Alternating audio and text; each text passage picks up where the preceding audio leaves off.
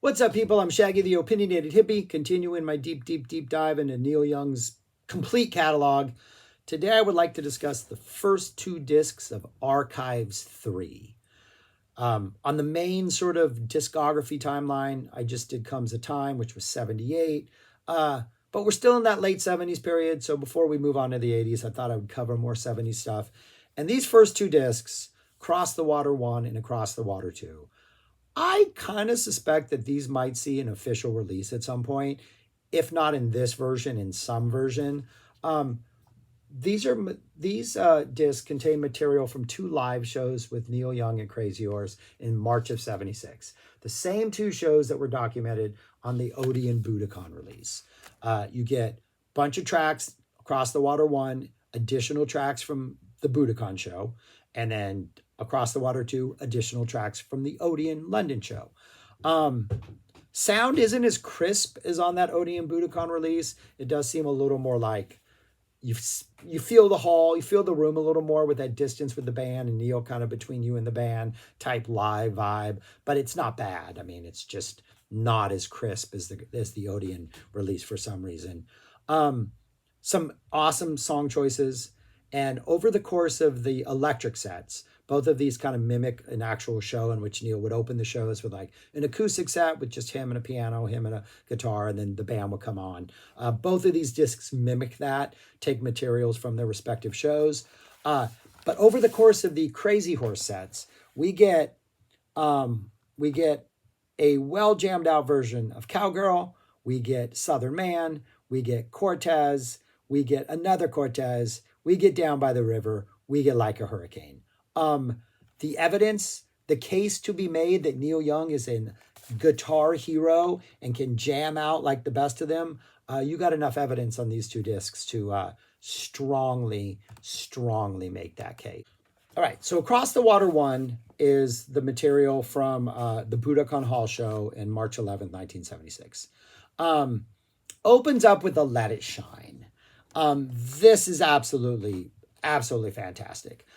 Far less gospely than the Long May You Run version, much more somber, gives the lyrics less of a hokey vibe and more of a just, I don't know, the commentary just maybe has a little more impactful because it's not this over the top, almost sounds like a traditional religious song that Neil's kind of covering and making fun of on the studio version. This one, I think, just impacts a little bit deeper because of Neil's performance. Mellow My Mind follows with banjo, really awesome version of Mellow My Mind. Too Far Gone is after that. And Neil kind of sounds Too Far Gone like there's a tiredness to this performance that seems performative and not like he's tired and exhausted and doesn't want to play it. But there's like I said this in a previous video, like a lot of these live releases that Neil has been dropping from a lot of his 70s performances, a lot of them solo acoustic, as a vocalist, as a performer, his ability to inject emotion into songs is just really unparalleled, just absolutely amazing. And this Too Far Gone, I think, is a good testament to that. Only Love Can Break Your Heart, awesome version of that. Neil sounds sad here. This is a sad performance. This gives me sort of I've made a lot of My Morning Jacket comparisons lately. This is a My Morning Jacket solo acoustic vibe, that kind of sadness. A little bit of that silo sound in the poor quality. My Morning Jacket recorded, It Still Moves inside a silo. So you have this weird sort of distant echoey stuff. A little bit that is seeping in these acoustic performances. But I kind of think it enhances it in a weird way, in the way My Morning Jacket used it to their benefit. I don't think it hurts Neil.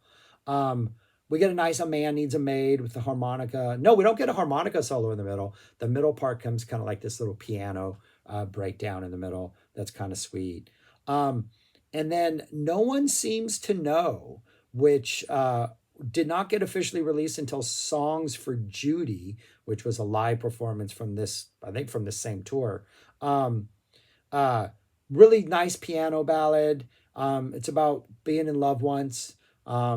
But no one seems to know if it's better to be chasing love or it's better to be actually in love. It's somber, kind of tasty, really nice little song. Pretty good. And And then that's followed with A Heart of Gold, which the crowd goes crazy for. Solid acoustic version of Heart of Gold. And then at the end of that, he says, I'll be back in a little while with my band. And then he comes back and opens up, or at least this electric set opens up with A Country Home, which would not be dropped until Ragged Glory. 6 minutes of just awesome guitar playing. Like what Ragged Glory would be, they're doing right here in 76 live. And Country Home sounds, pretty much like it would sound like, decade and a half later. Just electric guitar, saturated, crazy horse stomper. Absolutely fantastic. Don't Cry No Tears, awesome version of that.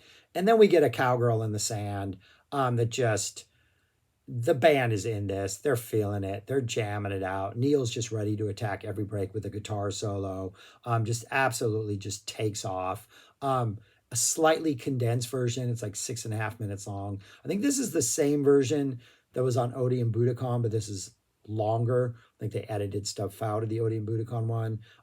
Super intense guitar playing. Like, even though he's not stretching it out as much as he does in the album version, what he's able to compact in this 6.5 minutes is just, it's just pure electric heaven.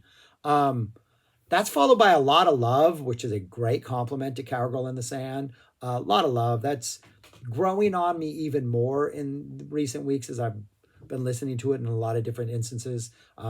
Great little song. Shows that Neil can get right back in the middle of the road and just write a hit song whenever he wants to. We get a very, very country rock sounding version of The Losing End. Fits right in with like Neil's sort of late 70s current country vibe. They're committing a little bit more to that sort of country muscle, a little bit more of a country swagger with Crazy Horses, the band. This is absolutely awesome. Then we get a Southern Man. Amazing, amazing Southern Man. Well jammed out Southern Man. It's kind of fast. It's like they're like ready to just attack this thing, but it is electrical. It is dynamic. It is like full on attack mode. I think completely blows away the one that they released on the 4-Way Street. Was that the one, the Crosby, Stills, Nash & Young version? I think they topped that here. It's just absolutely electric. It does seem like there are times when they kind of slow down the verses, or the verses just become a little sparser at times. Like it seems like they're messing with the tempo on purpose a little bit here, but it is just an absolutely on fire version of Southern Man. And then they top that off with a Cortez the Killer. High energy Cortez. Like, I mean, it's still the same song. It's not like they're playing it at double time or something like that. But there's a lot more energy than the studio version. They're feeding off that Southern Man. Works really good. They're starting to extend that dancing in the water part at the end, but they're not dancing across the water. They're not dropping any like reggae, anything. But you can tell they're kind of feeling that out. There's something there. We can be doing something with this part of the song. But yeah, this disc 1 is fantastic. Across the Water 1. Like this disc alone as the first disc of Archives 3 is like, wow, glad I got this. Then we get disc 2, which is the same band about a month later, actually 4 weeks later. This time they're in London. This opens up with a Human Highway. Kind of nice. Works really good. He's playing it on the banjo. I think the lyrics, the Misty Mountain part, yeah, coming out of a Misty Mountain on a banjo, that makes a lot more sense. Works really well. Good version of that. Needle and the Damage Done, we get that. Always works. Always a heartbreaker. Always a fantastic song. We get String Man.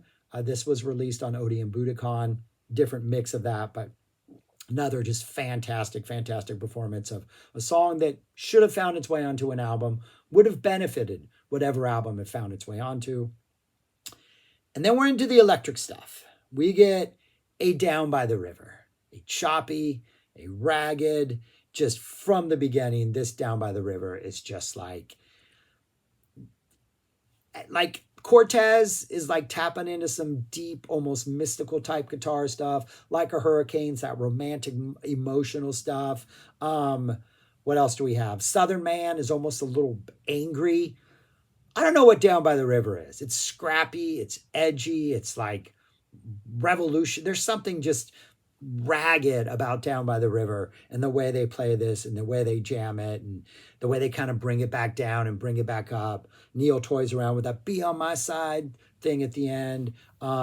Yeah, it's like an almost 12-minute version of Down by the River, and there's not a wasted second in here. This is the band operating on like all cylinders.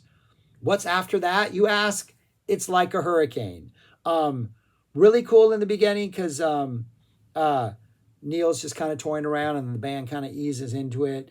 I wrote it almost sounds like mainstream after listening to Down by the River. Like it seems like Down by the River it's that guitar playing cousin that only comes around on certain holidays, and you don't want him sticking around too much because he maybe tells dirty jokes or acts a little too much in a way the neighbors won't like. That's what Down by the River is. And then Like a Hurricane comes and everything just seems a little more streamlined and focused, but still like equally intense and equally blistering. And it seems like he's exploring whole new like melodical lines in his guitar playing, like he's like trying to come at things at a different approach or a different angle, or just trying to insert different melodies in his, where traditionally for a solo he would like make weird noises. So you can feel that sort of Neil Young exploring these guitar solos. It's not just him like rehashing highlights from studio albums. He's like really exploring this space and taking advantage of a band who will support him and wherever he wants to go with his guitar. Drive Back follows. Drive Back almost seems overwhelmed by, I mean, Down by the River, Like a Hurricane. We got Drive Back right in there, and then Cortez the Killer follows. Drive Back seems a little overwhelmed.